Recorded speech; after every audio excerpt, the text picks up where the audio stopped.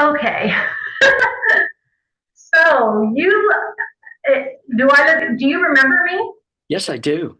I, I Oh, I okay. was thinking about that. I remember you though a lot younger. I do. Well, okay. I remember you a little younger too. Yes. somebody Yeah. somebody was asking me how you were doing, and I said I really haven't had much of a conversation to find out, but I'll be seeing you soon. So, how are you? I know we're recording this, but we can How edit am it. I? I'm well, happy. I seem to be continuing to kick along just fine and without too many problems. You know, you get to my age, you have a few minor ones, but hey, I'm good. Before I even start, I found a couple of pictures here that I don't know. I just happened to, let me see if I can put this in a way that you can see it. Oh Can you see? gosh, yes, there it is. Oh It's you, my, that's you so as a long child. ago. Oh, it's so beautiful. What a great picture. And then hang on a minute, I found another one that's kind of fun of you. Uh, Oh yeah, the puppets. Puppets. Who's the little guy there? Who is I that don't little know. guy? Now, uh, Sherwood? that is uh, uh, Sherwood. Yeah, that's Yeah, Sherwood. yeah. I thought it might be because at first I thought it was maybe Keith Webb, and then I thought no, he wasn't that young. And then here's the last one that I found that I thought was kind of a fun one given our discussion. Can you see it? Yes, yes. I guess That was at the near the end. That was no, that was when we began the restoration. yeah, that's what it looks like because it's still gutted on the inside. Mhm. So, and just so you know, uh, the questions that I asked Mary and Chris were the following, and then I'll just let you have that in case there's something that pops out that you really want to mention. Mhm. I asked them what it was like attending Abingdon before the renovation or restoration. I asked them to tell me about the process involving the members and how that began and whether or not they were on board or not and how that worked. I asked them about what some of the challenges were, what some of the surprises that came along that they were not expecting that happened. And then I asked them about the cost and how long it took to complete and some of the little logistical things that needed to be involved. And then I asked them um, how the restoration impacted them as a member of this church. And and then I asked them about the organ, which we've got a whole different topic on that, so we're not really bringing that one in. But I think those are kind of generally what I was asking them. If there was something that you really thought was important, you certainly could talk about it anytime. Okay, good. So ask away. Well, I mean, my main purpose for you was just to get on and you said it to me when we called. You said you consider it one of the greatest achievements of your time, and I think Yeah. that's a wonderful. Or I shouldn't have said it. Maybe not that way, but Well, I've let me met just people. tell a quick little story for everybody. There are Okay, few people left who were on the calling committee, but they came to visit us when I was in Norfolk, and we had a dinner for them. And at the dinner, Dr. Carolyn Sinclair, there are a lot of people who will remember her, and Jeff Sinclair. I know people will remember him. Not many of the new people, but folk who are alive from back then. Um, Said to Ann and I, well, one of the goals we have is we'd like at some point, not too distant future, to restore the church. What do you think of that? And I took a deep breath and I said, well, let me tell you a story. Before, a number of years before, Ann and I took a trip to Virginia and we were traveling around and we came to Abingdon. And We drove in. I couldn't get in. So I crawled up on the window and looked in. And I looked down to Anne and I said, oh my God, it's beautiful. That Reredos looks like London. There isn't another Reredos like that in Virginia.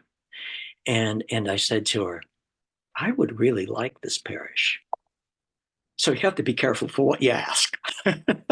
And I told them that story and they laughed and they loved it. And I said, from what I could see, there would be a lot of work. And I guess if we all believe in it, we can make it happen, but it'll take some time. And they agreed. Then we got there. They called us, and I had my first experience of going in, and I realized, oh, this place isn't in very good condition. We had carpeting that was kind of wearing out. You had to walk up steps, and there were uh, one set of doors to go in, and then another. And you had to have a key. I still have the key for the second door. They allowed me to take that, and I love it. It's part of what I every now and then just have to look at and enjoy. So there it is. Okay. And we walked around, and I realized as I was looking that there are a few things here that must be original. And of course, the most exciting thing were the galleries. They're totally original, and we're the only church left with the mammy benches, which takes us back to the sad story of slavery. But we didn't erase that history, and I think that was really important. That impressed me so much that we didn't erase that history. It's still there. And it says something about the quality of being a Christian. To me, it did anyway. That we're honest and that uh, we embrace our past, good and bad, and that was beautiful. It really was. And then of course the Reredos, which was just exquisite. And then they told me about the "We Praise Thee, O God" having been painted there after the Civil War, when the church was still not too damaged. It could be reused again with a bit of work.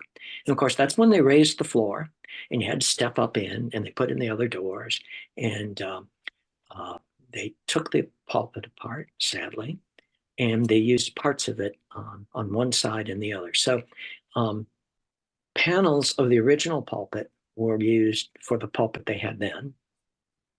Part of the railing was original. And then over at the lector's side, on the other side, there were a couple of things that were original there. And one of the other things that was amazing to me was in that what they used from the pulpit was what used to be called the parson's bench. Because in the 18th century, when we had worship, part of it was done by the parson and part of it was done by the congregation, a leader in the congregation, usually a warden. And so the parson would sit there. And as we looked around and tried to do some study, etc., discovered we're the only pulpit left from the 18th century in Anglican churches on the East Coast, which is where they were, that still had the parson's bench. That was exciting. I mean, we had all these little things that were just very exciting that they're still there. And so it gave me the hope we are going to restore this. We're going to reuse some of these things, and we're going to create a beautiful church. There were many people involved in that. And there were some wonderful people that we should all remember. David and Mary Peebles, of course, Chris and David Evans. They were very keen on this. Kay Pickett, wonderful, lovely lady. I miss her. Um, uh, the Dobsons, and why? Because the Dobsons were one of the original families. They had an original land grant and they still lived on it. The Sinclairs, both the sisters, and of course, Jeff. And another person that a lot of people wouldn't think, that she'd really like it was Mrs. Hamilton. She didn't come to church much anymore. I had to go visit her.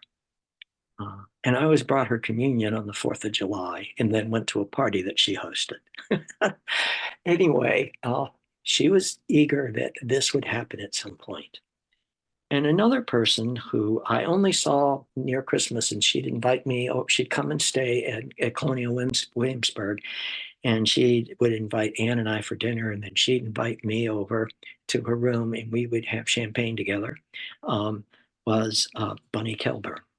And Bunny used to live at Level Green, and she always believed the church should be restored. And she was one of the larger donors that enabled this to happen. And she would ask me every year that I came and I had our drinks together. When are you going to start? One of the things that a lot of people wouldn't know from Level Green, and there's not much talk about it, but the very first church was a wooden structure, and it was on the river as opposed to there, and that was next to Level Green. They've tried to find something, some remnant left of it, and it's been very difficult. I don't know that anyone's tried anymore lately. And then they decided to build the first church. And that first church was in itself described by many who saw it as one of the most beautiful churches in Virginia. So it's too bad they didn't leave it up. Um, and then Abingdon got designed. And it's the second largest colonial church in America. It is one of two churches that if you walked in it and then you went to London and looked at churches from the same period, it is a London church. Um, and and that was astounding when we started the restoration to realize that. They sent me to England. And the reason they sent me was they wanted Anne and I to get excited about restoring the church. And so we had to go look at all these places. And so we did, and we got really excited. And one of the things I got to do when I was there is go to the silversmith that made the large paten. And they still had the record of the order for the large paten. And that was pretty amazing. And the person who was showing us this, she said to me, by the way, Westminster Abbey had the same paten made, but in gold. And if you watched either the burial or any of the weddings, you know they put all the flatware up on the altar. I know we did. I used to put it up the way it was always done. I don't know if we do it that much anymore. The patens would lay down. The flagon would be next to it. The chalices would be covered with their small paten, and that's the way communion always began too.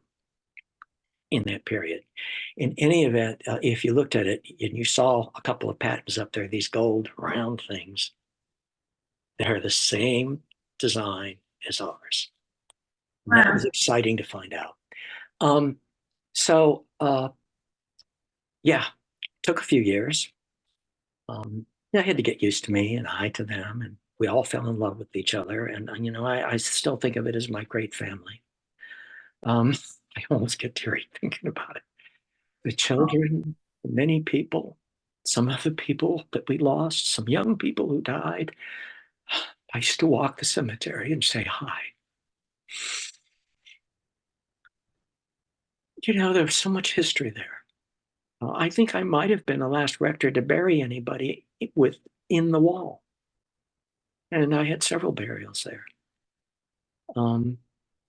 I was certainly the last rector that they had who was ordained with the 1928 prayer book, not wearing a chasuble or a stole, but done the way it was always done in Virginia, wearing a cassock and surplice and the black tippet. And that's the way the bishop dressed. That was the old way. Took Peter Lee to change that. And in fact, a lot of people might not remember this, but his first parish visit was to Abingdon. And it was the first time the people of Abingdon ever saw a mitre on a bishop and a cope and a bishop walking with a crozier. They just didn't do that until he came because they were Virginian and Virginia was plain. I was told by the bishop who ordained me, no, you must dress like a Virginian. No collars, a white shirt and a black tie. That's how our clergy dress. So it was a different world. And I didn't betray that when I came there. I initially decided, okay, when we did communion or morning prayer, which we used to do back then, I miss morning prayer, by the way, and singing the Psalms. I would wear my black cassock and my black tippet and what we used to call preaching bands, because that's what the clergy wore and still some wore, and a lot still wear in England. And I did that for a long time. I only wore a stole when we had communion. And then I thought I'd get brave because I'd brought the church along into using the new prayer book through the period of ordaining women. There was a lot of tension back then. And Abingdon, you're amazing. You went along with it. You got made peace with it, and you decided we're just going to move ahead. We've been here too long not to do that. And that was just amazing that we did that. So I thought we'll get it done, and we did. And we raised the money and paid it off relatively soon, which shocked people in the whole diocese that a little parish like this could do it. Let me just say that I walked into the church after they ripped everything out, and another amazing thing was to find that on the west door, on the west side, there were still some of the original flagstones left from the 18th century that hadn't been destroyed by horse hoofs during the Civil War. And then as we started to peel off some of the original um, uh, parts of what were the box pews that were put up on the wall, and we looked on the back side, oh my God, all of a sudden, and this is up in the parish hall now, I think, I hope it's still there, we found graffiti that Civil War officers had, and Civil War uh, and members of the Army had written while they were using it as a hospital. And we think we even found some 18th century graffiti. And so we actually sent it to the Smithsonian, and they looked at it and they verified that the signature from Thomas Jefferson that's there is his signature.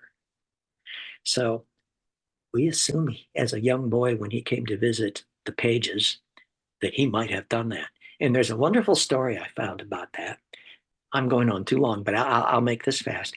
When he was there as a young boy, he got bored. He had a marble, and the marble dropped, and it fell down the steps from the page pew was up on that side where Betsy still sits over underneath. Okay, and the parson was really upset because it happened in the middle of his sermon. He didn't do anything then. Um, he got on his horse sometime later and went to the Page plantation home, um, which only has ruins now, but still amazing, and took Thomas Jefferson out, so it said, uh, and took him behind the ice house and switched him. Now, isn't that a great story? And supposedly we found this out from notes from Thomas Jefferson, okay, remembering it. And the other thing that I loved about this parish is that, and I'm sure Betsy would tell this story for you all if you needed it. When Robert E. Lee lost his citizenship, he came to Gloucester. That's the first place he came, and he was at White Marsh Plantation. And so he came to church at Abingdon. They had taken away his citizenship and everything he owned, and the Pages came down from their pew and gave it to him, so he would own something in this country. And so they've sat down below their pew ever since. And Betsy, she said, "This is our area. That was our pew, et cetera." And it was wonderful to look around and start to learn who sat above what was then called the stench. Those weren't slave galleries. The landed gentry sat up there, so they didn't have to smell the common people. That was a phrase they used to use, to sit above the stench. Um, And I used to teach this to people when they would visit. I talked about how slaves built this church. I talked about other things that were unique to us, that when the church was walled, when the cemetery was walled, the black cemetery was on the outside. And to this day, that cemetery is used. And the black church that we gave it to, many long before me, um, we had wonderful relationship with. Um, so if you go out there and look at some of the really old areas, imagine there are a few of the slaves that worked there and on our plantations. Um, gosh, I'm going on, but these are all wonderful things about the parish. So first time I walked in and it was stripped down, I was like, wow, I could see what's going to happen. And the reredos head was being held up with a chain, and it was against the back wall. And you could see the outline in the plaster where it was originally. And that was even great because now we knew 100% it was on that wall. Okay. And it was that one because that's how it fit. And so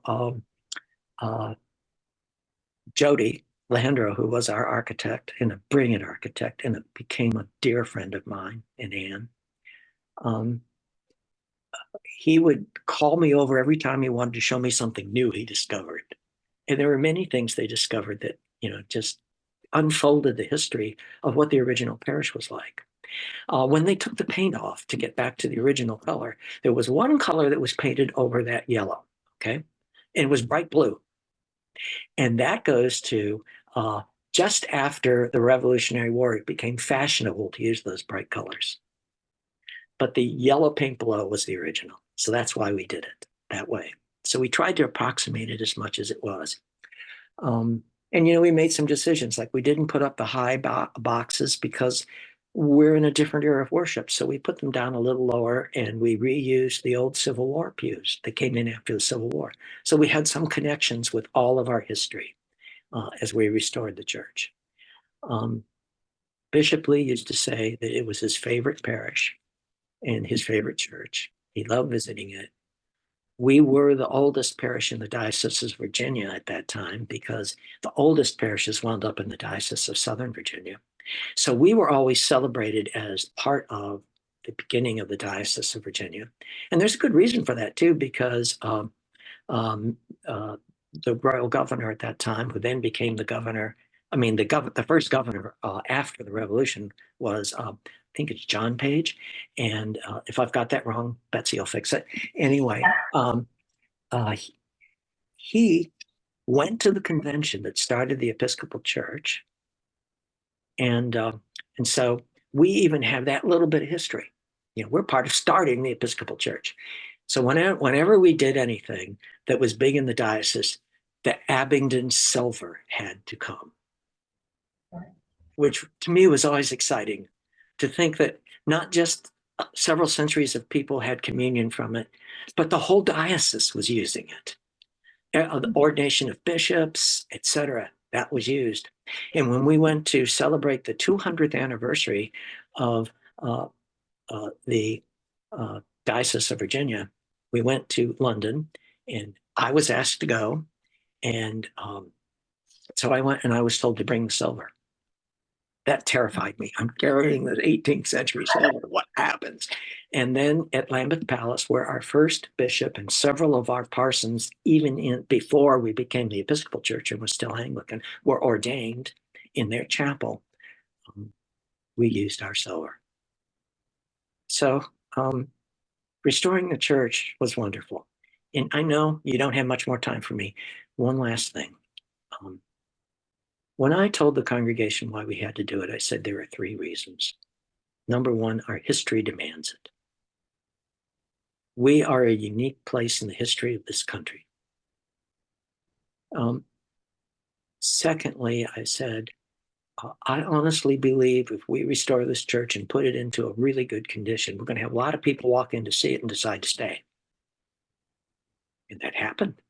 Your parents were one of them. And then lastly, I said, we'll grow the congregation to a size that we'll be able to have real visible ministry in this community.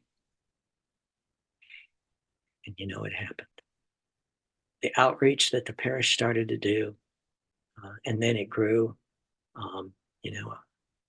We had the free clinic for a while. It wouldn't have happened if our doctors in the congregation didn't give their time, etc. I just knew that would happen, and it did. And I'm so proud of those who followed me, who pushed to doing this, those rectors, and keeping alive that it's not just a beautiful church to go to, but we have real ministry to do and to change people's lives for the better. And I know your present rector really believes that, because I see what you're doing. And so that makes me happy that he's doing what I dreamed and helped start. I love you all. I used to think I would be buried there because some of you may remember the vestry voted and they said I could be buried under one of the flagstones in the church. Now I think I'll be cremated probably, and I'll be near where my son is buried with Anne. But if I could get them to send some of the ashes to put under the flagstone, I would be the happiest guy on earth. Well, in heaven. So I It's love even you all. better. And I send my love to all of you who remember me. I think of you more often than you know. I have a beautiful drawing of the interior of the church that was done for me, an ink drawing by a wonderful artist that he did for me. And I look at it. It sits behind my chair in the living room, and I look at it every time I sit down and I see the restored church. Well, it has been such a pleasure to have you on this call and to share your thoughts, and really you're making me emotional too. I just want to thank you for your part in that and for what you've done for our church. Thank you. Thank you. David Peoples and um,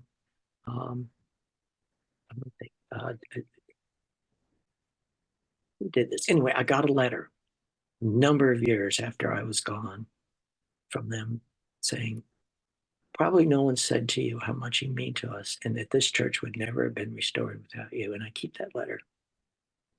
Well, thank you very much for all that you It was did. Carl Goodson. David and Carl wrote it. There you go. All right, I'm going to stop the recording. Let me see if I can. Not sure how. I have to figure it out.